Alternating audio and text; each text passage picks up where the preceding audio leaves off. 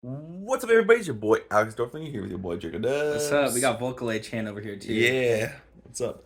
So we are going to talk about what being a true furry is, and basically what my definition of being a furry is. And Drake's also going to give his points on what being a furry is. Sir. I don't claim to be the creator, but I'm the savior. I take the strange variables of human life and make something out of the crazy quilt. So the definition on Google of what a furry is people who enjoy anthropomorphic animals, and basically what that means is animals that are humanoid or have humanoid features.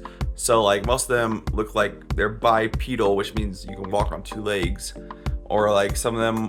And there's like all kinds of variations. But anything you want to add, Drake, to that? Yeah, it's like basically like take a person and just kind of like, if you guys ever seen like Egyptian gods and stuff like that, they're a very big example. A lot of people don't consider them to be furries, but one thing that definitely kind of started the trend of furries is like cartoons, like like Mickey Mouse or like Space Jam. Lion King. Yeah, Space Jam. You got people playing video games like fucking Animal Jam apparently became furries.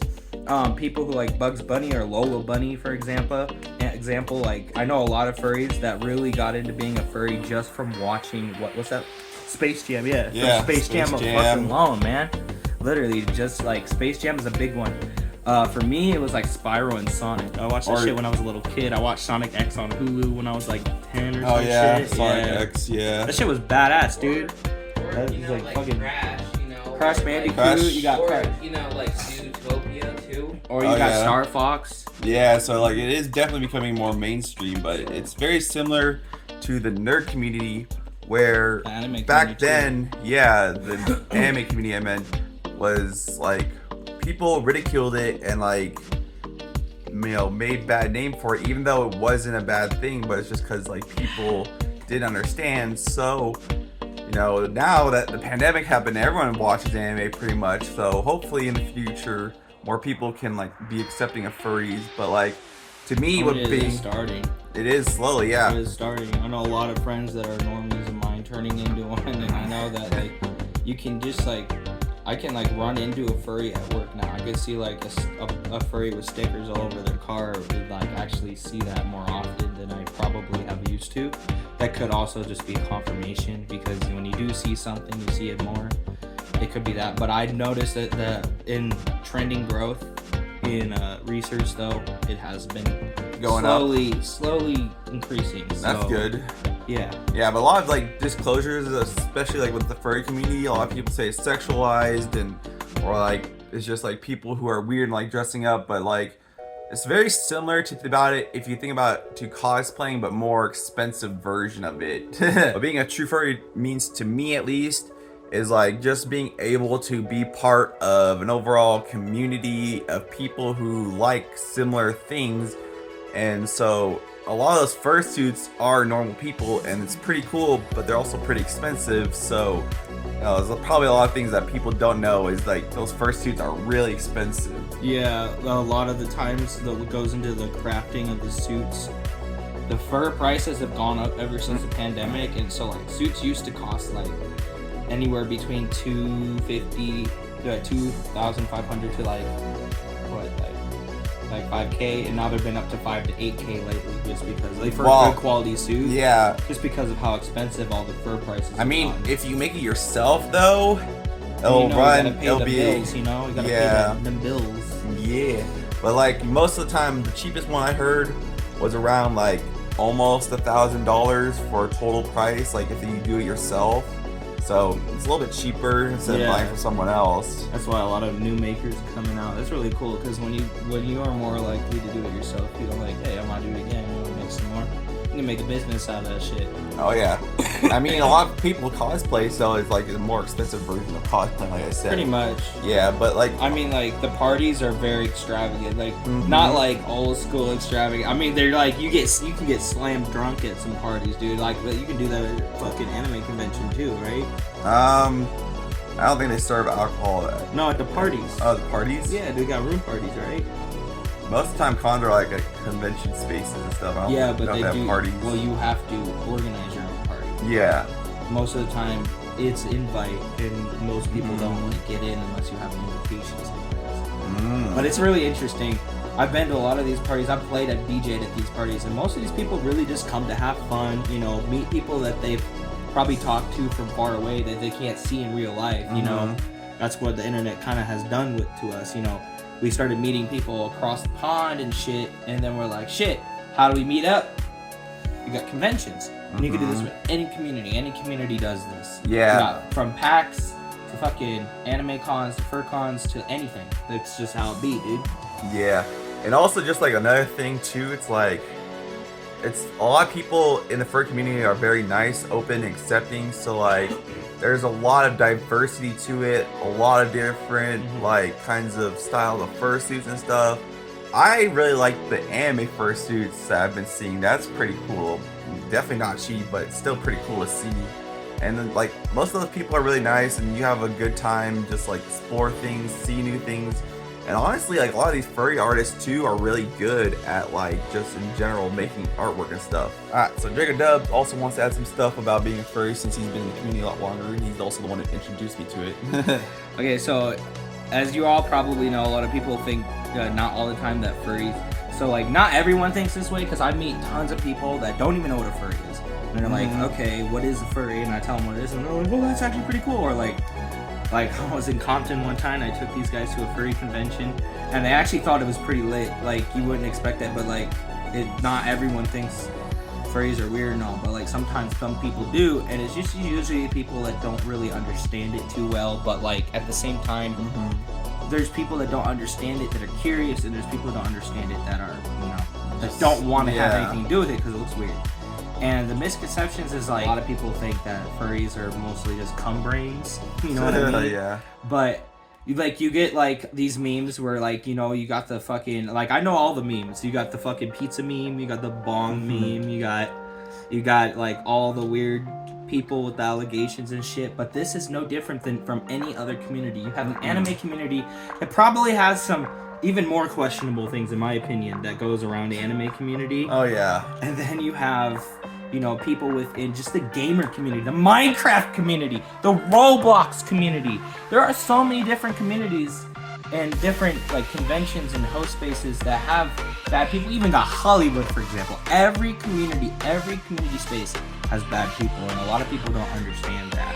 Is that it's just when you see a certain vocal minority, it seems to blow things out of the water than it really is. Yeah, that's true. And like a lot of times also people who don't understand things tend to fear it, and when they fear it, they criticize it because it's some misconceptions. So that's why we are making this video, so just to clear up some water.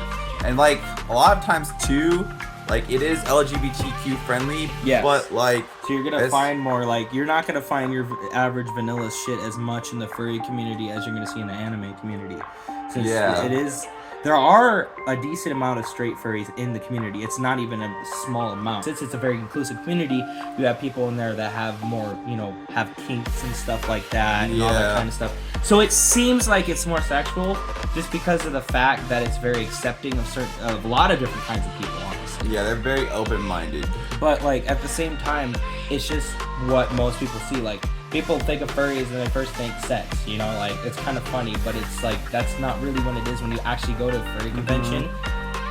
All that other stuff is mostly all invite stuff, or like your like close friends that you are like have casual relationships with, or like a really good best like girlfriend or whatever up in your room and stuff. Most of the stuff at a furry convention is like panels, DJing. I'm a DJ. I DJ for the conventions. You got people like dancing and all that kind of stuff. You got people actually going and playing like D&D and shit, playing board games, going and like doing Q&As and stuff, doing fucking parades, and that's like not even sexual at all. No. And most of that's like mostly 90% of the conventions is safe for work stuff. Just like any other convention. So that, like, when you actually go to one, compared to the misconceptions online, it really clears things up. I mean, it's ironic because before the pandemic, that's exactly how the anime community was portrayed as. Yeah? Yeah, like just sexualized and like deviant degenerates. Yeah, pretty much just like looking at hentai, but it's not the same thing. they're two different things. I mean, yeah, they could be connected in a sense, but like they're not correlated to each other in the same way. Like, it's not like you watch anime, all you're gonna see is porn and moaning. It's like, It's funny too because they have more anime porn sites than I do furry porn sites. So that's kind of ironic, honestly. Yeah. But yeah, that's pretty much all the misconceptions right there, and the truths and all that kind of stuff. yep. Now we're all gonna talk about like conventions and like how basically I became furry, how Jake became a furry, and then like just basically talk about like how it helped us. Yeah. So like for me, I was one of those people who didn't really know what a furry was, and saw like, okay, what's a furry? And I just like started hanging out with this motherfucker over here, and then he just like slowly introduced it to me, and like I like the cons because there's a lot of positive energy. There's not a whole lot of negativity, and everyone's just really nice. And it's also a place where like I feel like you can just like recharge a little bit because like you can hug all these people, and then people just give a hug back, and like it's nice to get a hug from just some random person. At least I feel that way. And so like I like the idea of how like people are so open-minded to things because that's the kind of person I am in general. I like experiencing new things. I like trying new things, seeing new things, doing new things. And so if something's different, new, or foreign to me, and I don't understand, I like to just kind of understand it a bit better and get a feel for it for myself. And then now we're going to talk about Jacob Dubs and see how he became a furry and what like conventions and stuff like done for him, furry for him. So when I became a furry, I was definitely in a pretty crazy place in my life. I wasn't really doing great, but I definitely wasn't doing bad. But at the same time, I wasn't really doing things I probably shouldn't be doing. Went to a convention one day, and one of my good friends, Cosmo, I first met him. Shout out my boy Cosmo Coyote, by the way. We went to this convention, and with me, it was my old friend Kraydon and then Roger. And then we showed up, and there was a party going on upstairs. That's actually the introduction was a party. I'm not even kidding. It was the first of parties before it was any convention stuff. But when I was up there, like, I was watching all these DJs just throw down. They were doing great. My partner and Reese left, but I had a blast. And honestly, what definitely kind of brought me to that moment is, like I said, I was interested in like video games like Spyro Crash, and then like I played. I watched a lot of Sonic and stuff like that. I played some Sonic, but that's kind of how I was kind of brought into it when I was younger. But like, I didn't start going to conventions until I was 18 and all that. And then I've been going to conventions ever since. I met a bunch of people, and I feel like it helped me clear up certain bad people in my life, because like I ditched Roger because like he kind of like fucked me up, dude. He fucked a lot of my family up, dude. And then like, you know, re-switched up, and then like I found a new group of crowd that I felt more connected with. I dropped all the street stuff, you know, like I started, you know, being myself. And you know, honestly, it felt good to just be myself and not, you know, worry and be anxious and be judged. Yeah, that kind of thing, basically. Because like, I don't know, there's a lot of people that didn't like me, especially when I was doing bad things, but I just didn't feel like it was something that I wanted to keep doing. I wanted to keep, you know, making music and doing positive things with the community. But like with what I was going through with my anger, it was tough. But this community helped me a lot with that. I feel like the vibe really just kind of changed everything. I feel like if it wasn't for the furry community, I don't really know where I'd be right now. Probably not here, that's for fucking sure. Yeah.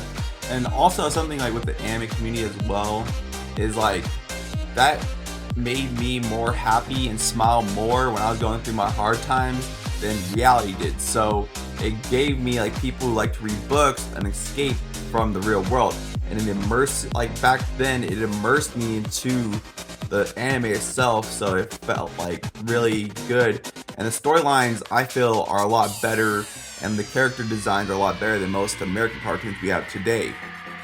So I think that's like very similar to like the furry community. It's got very welcoming, open energy, and basically anyone can do it if you want to, and just like a really cool thing to experience and see and do. Yes, sir. Well, that's all I have for y'all. So stay legendary, stay beautiful, and I'll see you on the next adventure. Peace out, motherfuckers.